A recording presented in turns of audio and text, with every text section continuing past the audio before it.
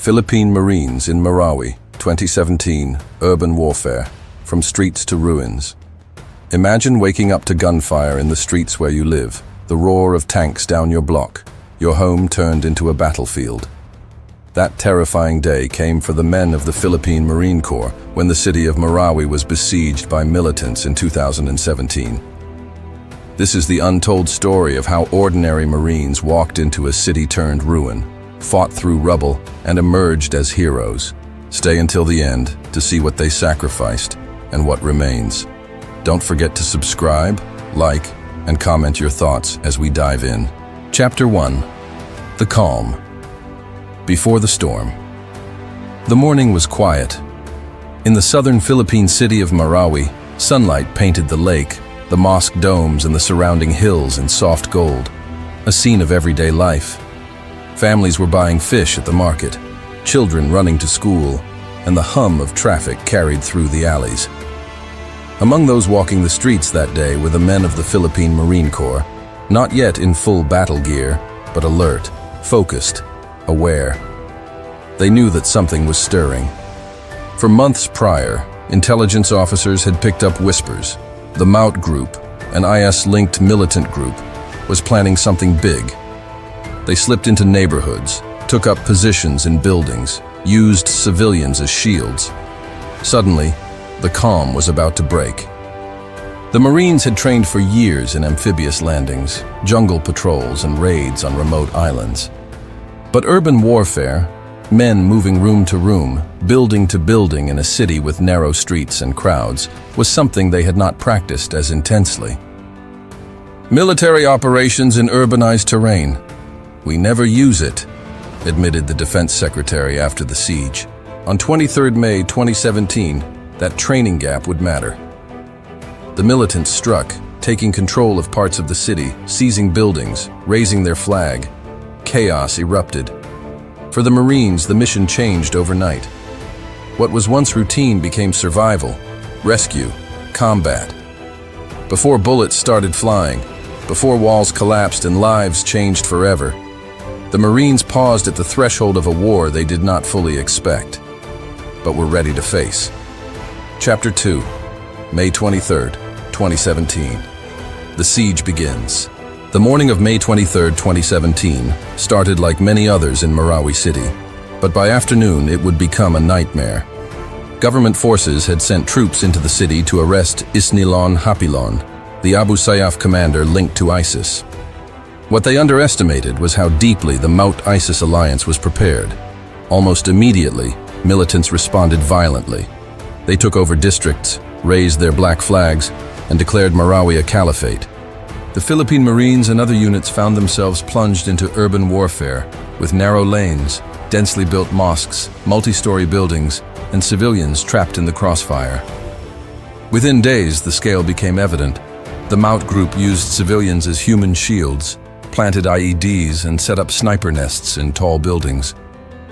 In one fierce 16-hour firefight around Lilod Madaya, 13 Marines were killed and nearly 40 were wounded. This was no longer a raid, it was a laser-sharp fight for every street, alley, and building. Martial law was declared across Mindanao by President Rodrigo Duterte, acknowledging the severity of the crisis. The Marines, trained mostly for amphibious landings and island raids, now had to adapt to choking urban terrain. The Mapandi Bridge became a brutal focal point. Control meant access, supply, and enemy routes. Amid explosions and gunfire, ordinary homes turned into bunkers, collapsed into rubble, and became tombs. Civilians fled or hid, while Marines pressed forward, trying to protect, rescue, and engage. The tension. Would the walls hold? Would reinforcements arrive? Would the Marines make it out alive? And if you haven't yet, please subscribe, like, and comment below your thoughts about the courage of those who entered the city that day. By nightfall of that first day, the Marines knew this mission would stretch for months, cost lives, and change the face of Marawi forever. The siege had begun, and the cost would be higher than anyone expected. Chapter 3. From Streets to Ruins, Urban Warfare Unleashed. The morning after the siege began, The Philippine Marines stepped into a city they once knew. But now every corner hid a trap. The broad streets of Marawi turned into corridors of danger. Homes became fortresses.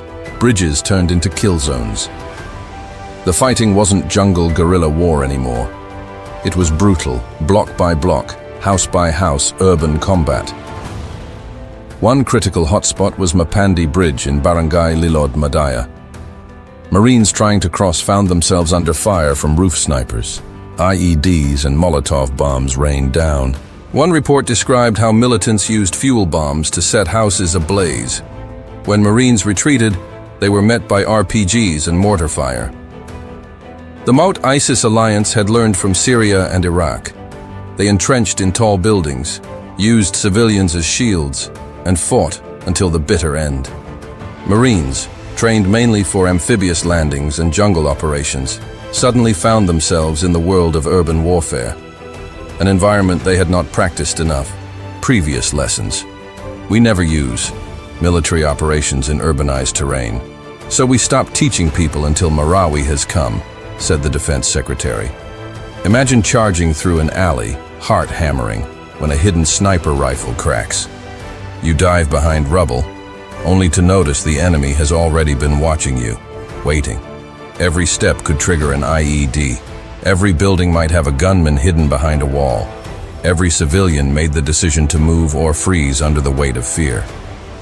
By mid-June, a 16-hour firefight in Lilod Madaya killed 13 Marines and wounded about 40. The Marines were fighting not only for territory, but for each surviving comrade, each civilian life trapped inside, and each inch of ground. They advanced methodically, room to room, floor to floor, sometimes losing men, gaining ground. Yet Marawi's streets bore the scars. Bombed-out mosques, collapsed schools, shells in walls, the smell of smoke and blood lingering in the air. For many civilians, escape was impossible. Tens of thousands were trapped. Some described walking past piles of bodies just to get out. The Marines weren't just fighting an enemy. They were rescuing people, clearing paths, calling in airstrikes and artillery in a city that had become a graveyard. Don't forget to smash that like button and drop a comment. What do you think it would feel like to be in the Marines' boots in those streets? By the end of this chapter of battle, Marawi was no longer a city. It was ruins, smoldering, silent, and haunted. Yet the Marines pressed on, exhausted, determined. The mission had grown deeper than retaking ground. It became about restoring hope. Chapter 4. Heroism amidst the rubble. In the crater-scarred streets of Marawi city, amid the dust, smoke, and rubble, the heroes changed the story of the siege. What started as a city seized by militants became the stage for acts of courage that still echo today.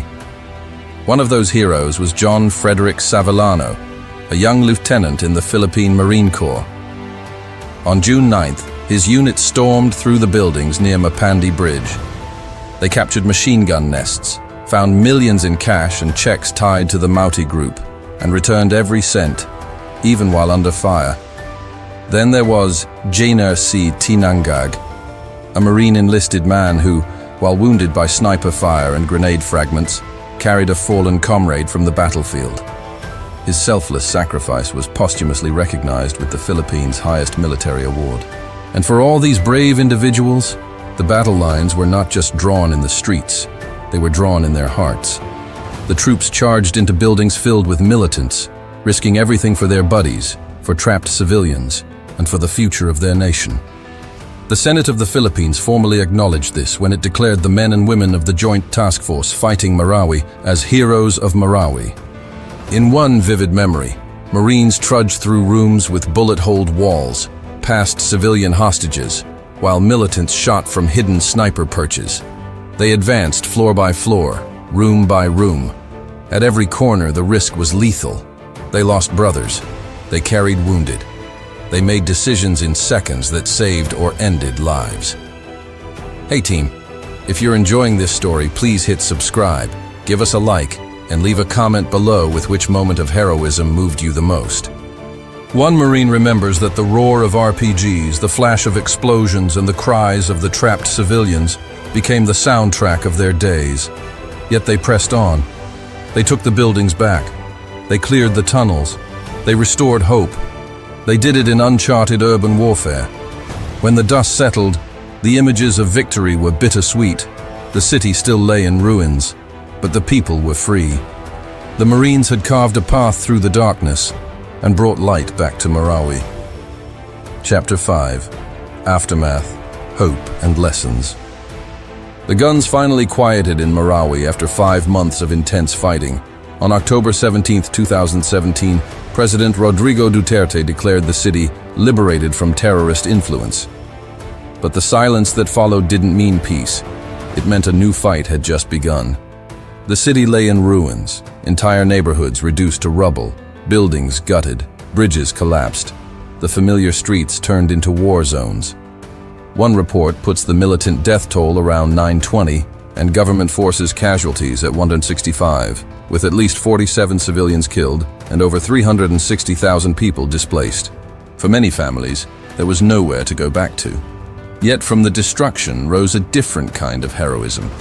The heroism of rebuilding, healing, and learning. The armed forces of the Philippines recognized that Marawi had exposed big gaps in its skills. The troops had been trained mostly for jungle warfare, but the battle in Marawi was in tight urban terrain, full of concrete, high-rise buildings, narrow lanes, snipers, IEDs, and civilian hostages. Defense Secretary Delphine Lorenzana admitted, "Previous lessons we learned in urban area, we never use, so we stopped teaching people until Marawi has come, so now we have to reacquire that skill." Because of this, the Philippines has since revamped training, tactics, and equipment for urban warfare. For example, doctrine now emphasizes combined arms, infantry plus armor plus engineers, close air support at tighter distances, and rapid building-by-building clearing techniques. Local governments and communities, too, became part of the solution. Citizen reporting of threats, cooperation in recovery, and preventing extremist recruitment were all elevated in importance. But rebuilding Marawi isn't just about military lessons. It's about restoring lives. Schools, mosques, homes, all must be rebuilt. Tens of thousands of people must be resettled. The path to normalcy is long and full of challenges. Unexploded ordnance still lies hidden. Infrastructure remains damaged, and many evacuees still await tickets home. In many ways, the Philippine Marines and their fellow forces didn't just fight for ground, they fought for hope. The ground they secured became the foundation for a future where citizens, once under siege, might walk freely again. Their story invites us to remember that war is not only about destruction, it's also about the resilience, rebuilding, and lessons that emerge afterward. If this story of courage, sacrifice, and rising from ruins moved you, please like, comment your thoughts, and subscribe for more untold military history stories.